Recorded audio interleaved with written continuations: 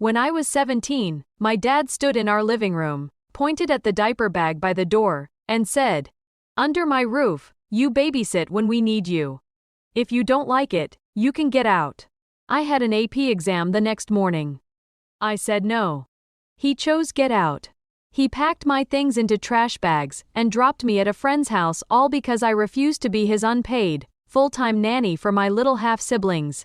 Years later, that same man applied to become a foster parent to help kids and make a little extra money.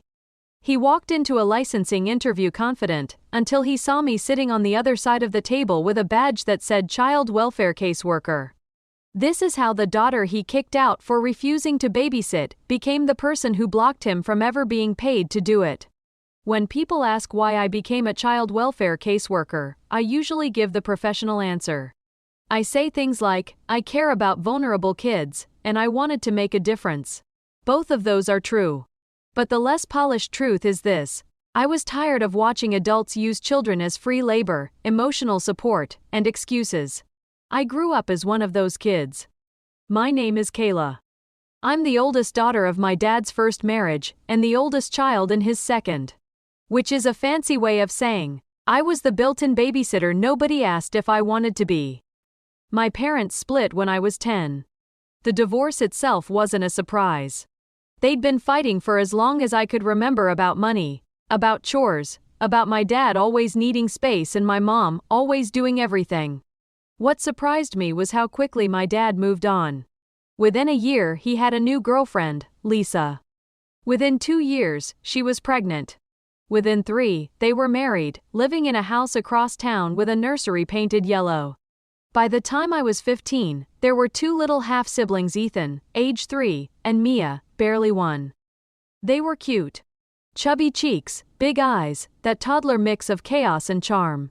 I loved them. But I didn't sign up to raise them. My dad and Lisa, however, seemed to think that's exactly what my role was. Every other weekend, when I came over from my mom's place, the schedule was always us time in theory, and free childcare in practice. Can you watch the kids while we go grocery shopping? Can you feed them dinner so we can have a date night? Can you put them to bed? You're so good with them. It started as small favors. I wanted Dad to be proud of me. I wanted Lisa to like me. I wanted my baby siblings to feel like they had a big sister who was there. So I said yes. A lot.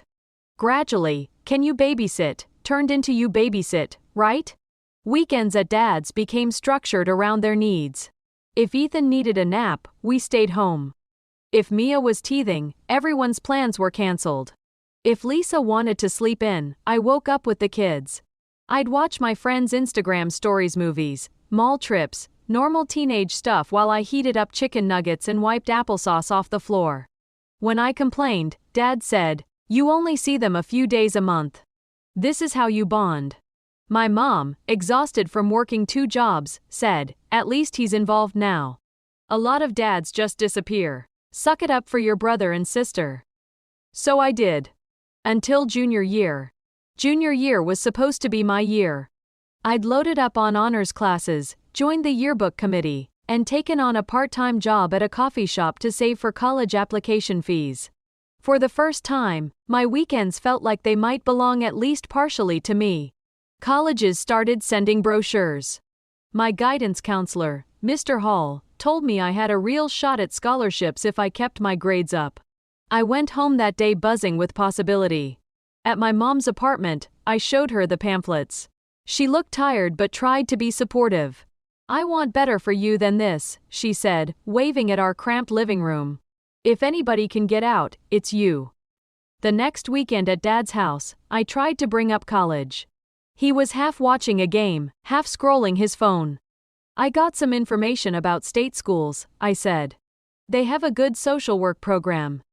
There's a scholarship for first-gen students." "I was thinking maybe social work," he cut in. "You want to be one of those people that takes kids away from their parents? It's more complicated than that," I said. "They help families, and it's a stable career, Mr. Hall thinks." He snorted. "Mr. Hall doesn't have to pay your bills," he said. "Look, kiddo, no offense, but college is expensive. You're book smart, sure. But you're also good with kids. Lisa and I were talking, we thought maybe after you graduate, you could move in here full time. Help with the little ones, maybe do some night classes at community college. I stared at him. Move in? To babysit? I asked. Not babysit, he said. Help. Be part of the family. Lisa wants to go back to work, but daycare costs an arm and a leg. We'd rather keep the money in the family. You know, we could pay you a little. Room and board. Win-win. It did not feel like a win-win. It felt like a trap. I don't want to be a live-in nanny, I said slowly. I want to go to college. On campus. Like a regular student. He shook his head. Dream big, he said. But be realistic. Not everybody's cut out for that. And honestly, we need you here more. There it was. We need you. Not we support you. Not we'll help you figure this out. We need. Still, I tried to compromise. All I'm asking right now, I said, is that when I'm here on weekends, I get a few hours to study or work. I can't be on call every second. He sighed. We'll talk about it, he said. Which in my dad's language meant, we will not talk about it, and I will do whatever is easiest for me. The standoff came to a head a few months later. It was May of my junior year. AP exams were looming. I'd spent weeks preparing for AP US history, cramming dates and court cases and economic policies into my skull. The exam was on a Monday morning. That weekend was supposed to be at my mom's, which would have meant quiet, boring study time. But she picked up a last-minute double shift at the hospital and asked if I could stay at Dad's instead. I know it's not ideal, she said. But I can't lose this overtime. We need it. Just study in your room, okay? Tell your father it's important. So I did. When I got to Dad's, I told him straight up, I have a huge exam on Monday. I need most of the weekend for studying. I can help a little, but I can't be with the kids non-stop. He nodded, distracted. Yeah, we'll work around it, he said. Friday night was fine. Lisa took the kids to her sister's for dinner. I spread my notes out on the dining table, underlining like my life depended on it. Saturday morning, I woke up to the sound of Mia crying. I checked my phone. 7:15 a.m. I rolled over. 10 minutes later, a knock on my door. Lisa poked her head in. Morning, she whispered, baby on her hip. Sorry to bug you, but I've got a hair appointment and your dad had to cover a shift. Can you watch them for a couple hours? I'll be back by 10. A couple hours turned into the whole day. 10 o'clock became noon, became 2. Every time I asked when she'd be back, she texted, soon. Running late. You're a lifesaver. By the time she got home, I was exhausted, my notes untouched. I'm so sorry, she said, glancing at the clock. Things ran over. But hey, at least you got quality time with them, right? I didn't have the energy to argue. That night, after the kids were finally asleep, I sat at the kitchen table trying to cram an entire chapter on the New Deal into my brain while my eyes blurred. Sunday morning, I woke up with a headache and a sinking feeling. I still had so much to cover. I made coffee and sat down with my book. 5 minutes later, Dad walked in, keys in hand. Good, you're up, he said.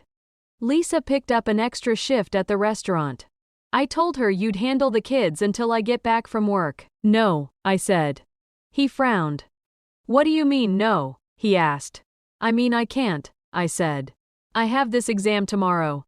I already lost all of yesterday watching them. I told you about this. I need to study today. You'll have to figure something else out. His jaw tightened. Don't talk to me like that, he said. We don't have something else. We have you. Your stepmom is working. I'm working. You're here. Family helps family. I have been helping, I said, my voice rising. For years. But this is my future. This exam could save me thousands of dollars in college credit. And if I bomb it because I was changing diapers instead of studying, that's on you. He slammed his hand on the counter. Watch your tone, he snapped. You're a kid. You don't get to tell me what's on me. Under my roof, you pitch in. I've been pitching in since I was 12, I said. I'm asking for one weekend where my needs come first. Just one. Mia started crying in the other room. Ethan yelled, "Kala! I'm hungry." Dad glared at me. "So that's it?" he said. "You're going to sit on your butt with your books while your baby brother and sister fend for themselves?" "They are not my responsibility," I said quietly. "They're yours." The words hung in the air like smoke. He stepped closer. "Say that again," he said. "They are not my responsibility," I repeated, heart pounding. "I love them. I will help when I can. But I am not your nanny." For a second, I thought he might hit me. He'd never laid a hand on me before, but the anger in his face was something new and ugly. Instead, he pointed toward the hallway. "Pack a bag," he said. "You're going back to your mom's." "She's at work," I said. "She doesn't finish until 8. She can't come get me." "Then call a friend," he said. "You don't want to follow my rules, you don't live under my roof." Lisa walked in from the bedroom halfway through this, hair half straightened, eyes wide. "Wait," she said. "Guys, can we know?" Dad cut her off. "She thinks she's too good to help with her own brother and sister? Fine. She can go." It felt surreal. Like a bad TV show. "Seriously?" I asked. "You're kicking me out because I won't babysit on exam weekend?" He shrugged. "Actions have consequences," he said. "You made your choice." I wanted to call his bluff.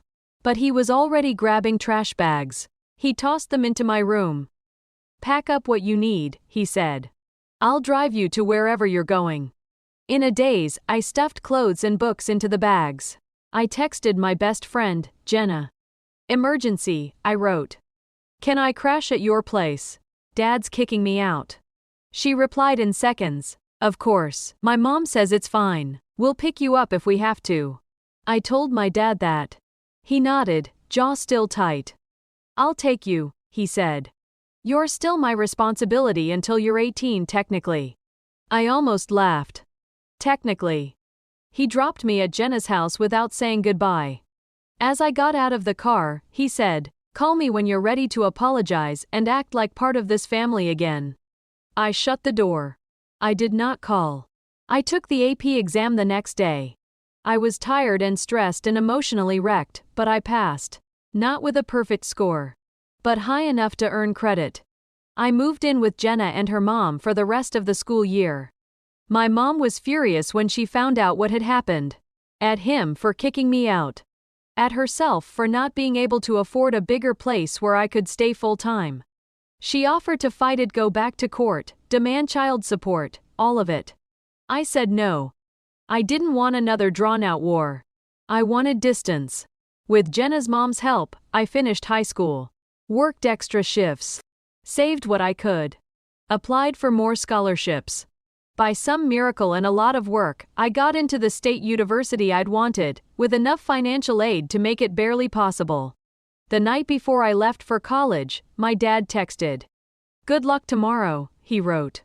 "Wish we were sending you off too. Doors always open if you want to come back." I stared at the message. The door that had slammed shut the moment I said no to free babysitting. I replied, "Thanks, I'm good." At college, I majored in social work. Every time I sat in a class about family systems, child development, or neglect, I thought about my half-siblings. About how invisible my needs had been in that house. About how many kids were living similar stories with less luck than I'd had. During my junior year, I did an internship at the county's child welfare agency.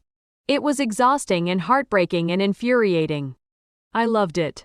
I met kids who'd been parentified, forced into adult responsibilities, way too young, caring for siblings, managing households, being the emotional sponge for their parents. Some had been kicked out, like me. Some had run away. Some were still there, playing mom or dad to their own brothers and sisters while the real adults floundered. By the time I graduated, there was no question. I got a job at that same agency.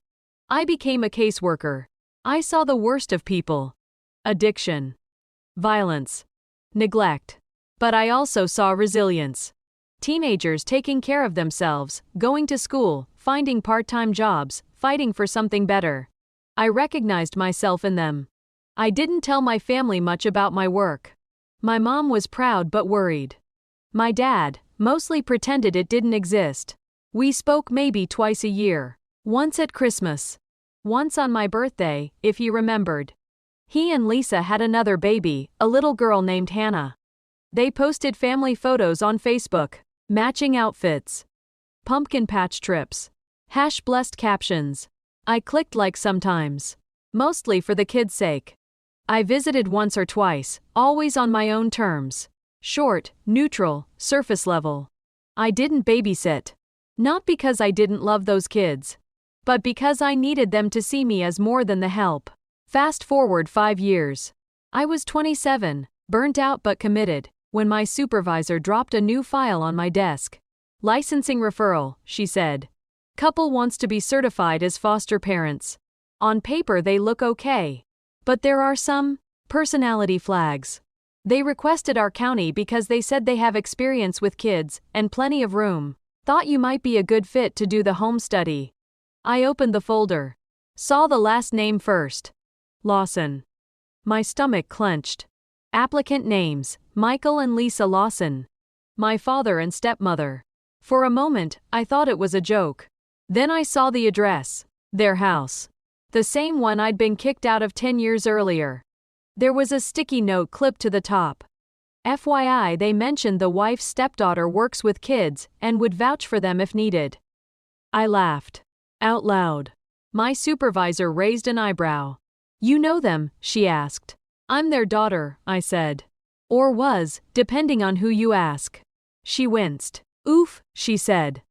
Do you want off this one? We can reassign. Conflict of interest and all that.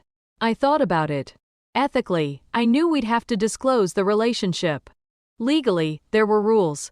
Personally, part of me wanted to throw the file in the trash. Another part wanted to see exactly what story they were telling about themselves now. I'm okay to start the paperwork, I said. We'll tell licensing. If they say I have to step back, I will. But I want to at least read it. She nodded. Document everything, she said. No improvising. I opened the application packet. They'd painted themselves as the perfect foster home. Stable marriage. 3 loving children. Comfortable house with a big yard. Extensive experience raising kids, including special needs. That last part made me snort. Dylan had been diagnosed with ADHD at 14. They'd spent years calling it just being a boy until a school counselor pushed for testing. Now, in the application, they described themselves as experienced advocates for children with attention challenges. There was a section where applicants explained their motivation. I read their answer twice. We feel called to open our home to children in need, it said. We have extra space and hearts full of love. We also believe the stipend will allow Lisa to continue staying home, which is important to us. There it was. The money. Foster parents get a monthly stipend to cover the cost of caring for kids' food, clothing, basic needs. Most people use it exactly for that. Some see it as income. My father was firmly in the latter category. I knew because 4 months earlier, at a rare family dinner, he'd said, if we took in a couple foster kids, we'd get paid to do what we're already good at. Easy way to make ends meet, you know. At the time, I'd bit my tongue. Now, reading the sanitized version in the application, I felt a slow, controlled anger settle in. We disclosed the relationship to the licensing team. They debated. In the end, they decided I could conduct the home study, as long as another worker reviewed my report and sat in on key meetings. Sometimes inside knowledge is useful, my supervisor said. As long as we keep it professional. I was more than happy to keep it professional. I scheduled the first home visit. The day I pulled up to my dad's house in my state-issued sedan, wearing my most neutral blazer and carrying a clipboard, I had a moment of weird Ottawa body clarity. 10 years ago, I'd sat in that driveway in tears, clutching trash bags full of clothes. Now I was walking up the same path with the authority to decide whether this house would take in other people's children. Lisa opened the door. Her smile froze when she saw me. Kayla, she said. Oh my God. You're the one from the agency? Yes, I said. I'm here for the home study. Is now still a good time? She stepped aside, flustered. Of course, she said. Come in. The living room was tidier than I remembered. Family photos lined the walls. In most of them, I wasn't there. My dad came in from the kitchen. He stopped short when he saw me. "I didn't know they'd send you," he said. "Neither did I replied. "But here we are." He looked uncomfortable, then pasted on a smile. "Well," he said, "at least you already know we're good with kids, right?" I didn't answer that. We sat at the dining table. I opened my folder. "Just to be clear," I said, "because of our relationship, another worker will review my report and be present for any major decisions. My job today is to ask standard questions and document your answers. This isn't about our past. It's about whether your home meets the criteria for fostering." Lisa nodded quickly. "Of course," she said. "We have nothing to hide." I almost laughed again. I started with the basics: income, employment, criminal background. They passed those parts. Then we got to parenting history. "Tell me about your experience raising children," I said, pen poised. My dad launched into a rehearsed speech. "Well, obviously we've got 3 of our own," he said. "We've been through every stage: babies, toddlers, teens. We know what it takes. We're strict but loving. Our kids know we'd do anything for them." I wrote his words down, verbatim. Then I asked, "Have you ever had a child leave your home unexpectedly? Run away? Be kicked out?" Lisa shifted in her seat. "No," my dad said quickly. "Never." My pen stilled.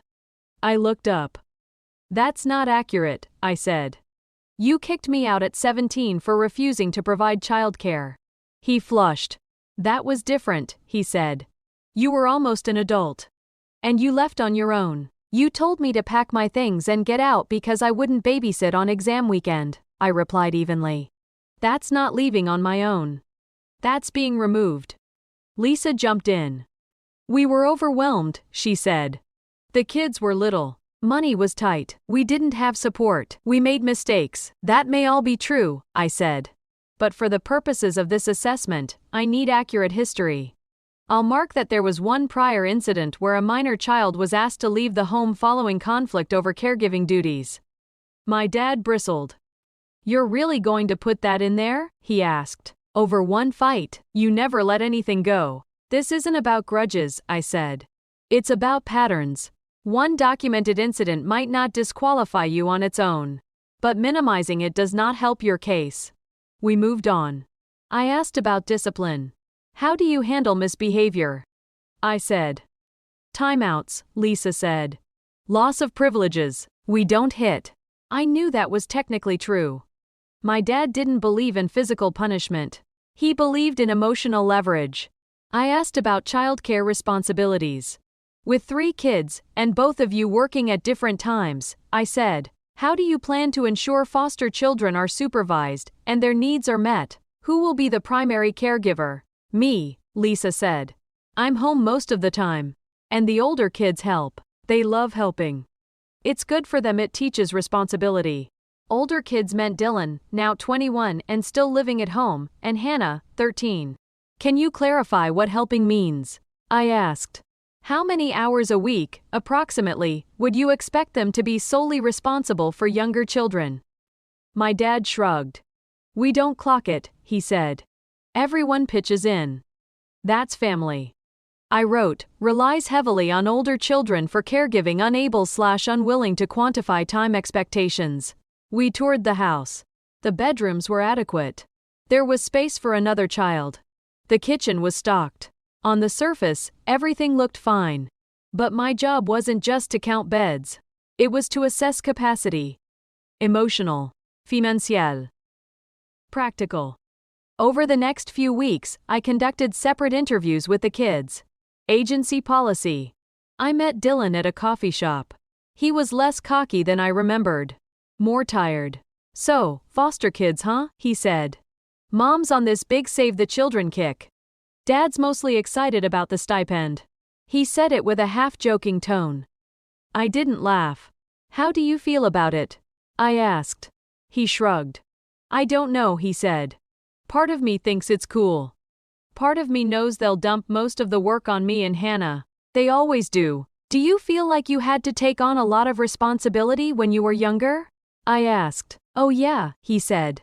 When you left, it got worse. Not blaming you, he added quickly. Just saying. Someone had to pick up the slack. I was like 13 making mac and cheese for everyone while they argued about bills. How do you think that would work with foster kids in the house? I asked. He hesitated. I think Mom expects us to be role models, he said. Which is fine. I like kids, but if they're coming in with trauma and stuff, I don't know if we're ready for that. I don't even know if they're ready for that. They barely handled us. Hannah's interview was quieter. She twisted her bracelet as she spoke. Mom says it'll be good for me, she said. To learn to care about other people. How do you feel about it? I asked. She looked at the table. I don't want to share my room, she whispered. But when I said that, Mom cried and said I was selfish. So I said never mind. Does anyone ever ask you what you need? I asked. She shrugged. Not really, she said. It's usually about what Dylan needs. Or what the little ones need. Or what Dad needs. I just stay out of the way. I wrote it all down. Every word. In the end, my report was 20 pages long. It acknowledged positives: stable housing, no criminal history, experience raising children. It also outlined concerns: history of parentifying older children, documented incident of kicking out a minor child over refusal to provide unpaid care, minimization of that incident, motivation partially financial, lack of insight into trauma-informed care. My conclusion was clear. At this time, I do not recommend licensing this home for foster care. The applicants demonstrate love for their biological children but a consistent pattern of over-relying on older children as caregivers and prioritizing parental convenience over children's developmental needs. Without significant change in training, placing additional vulnerable children in this environment would be inappropriate. My supervisor reviewed it. Asked questions. Agreed. The licensing committee met. They denied the application. Officially, the letter said, after careful consideration, the department has decided not to approve your home for foster care licensure at this time. You may reapply after addressing the concerns outlined in your home study and completing additional training. Unofficially, it meant no. My dad called me the day he got the letter. How could you? He demanded. You sabotaged us. We were trying to do something good, and you made us look like monsters. I reported what I saw, I said. That's my job. You're still holding that one night over our heads, he snapped. You left. You made your choice. Now you're punishing us for it. I'm not punishing you, I said. I'm protecting kids who don't get a choice. Kids who can't pack a bag and go to a friend's. Kids who would have no say if you decided they were ungrateful for not babysitting your grandkids someday. He scoffed. You think you're better than us now, he said. With your degree and your little badge. I think I finally see the pattern, I replied. And I'm in a position not to feed it. He went quiet. Then he said, we were just trying to help. Get some extra money, sure, but also help. You think we're terrible people, don't you? I sighed. I think you're people who are in over your heads with your own kids, I said. And instead of admitting that and doing the work, you tried to bring in more and hoped love would cover the gaps. It doesn't. Not without change. He muttered something under his breath and hung up. For a while, communication stopped entirely. No holiday texts, no calls. I missed my siblings. Megan, my sister-in-law, yes, Dylan eventually married a girl far more patient than he deserves, quietly kept me updated through social media. Hannah started therapy. She messaged me once. She read your report. It hurt, but it also helped. She said it felt like someone finally said out loud what she's been feeling. I cried when I read that. Because in the end, the report wasn't just about my father's foster application. It was about all the ways older kids get erased in their own homes. People sometimes ask if I feel guilty for blocking my dad's foster license. I don't. I feel sad that he never did the work to become the kind of parent he thinks he is. I feel angry that the first time he faced real consequences, it had to come from his own daughter's pen. But guilt? No. He was the one who taught me that choices have consequences. He just never imagined that lesson would circle back to him. A year after the denial, I got an email from the licensing unit.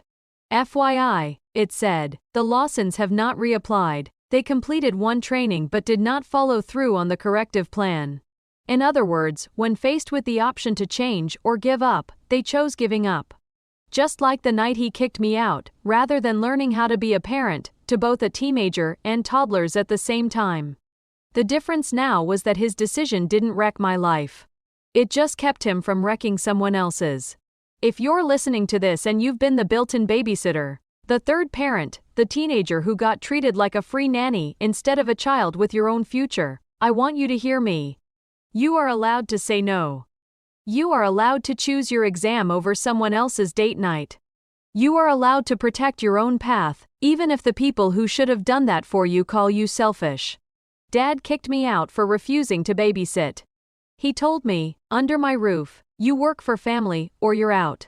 I believed, for a long time, that meant my value came from how useful I could be to other people. Now, my work is making sure kids know that their value doesn't come from how well they serve adults' needs.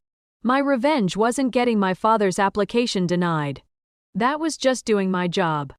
My real revenge was becoming the kind of adult who sees children as human beings with their own lives and, using the power he once had over me to protect others from ending up as someone else's unpaid plan B. He wanted to get paid to foster kids. I made sure he never got the chance. And then I went back to work. Because there are a lot more children out there who need someone to finally say, you're not here to raise everyone else. You get to grow up too.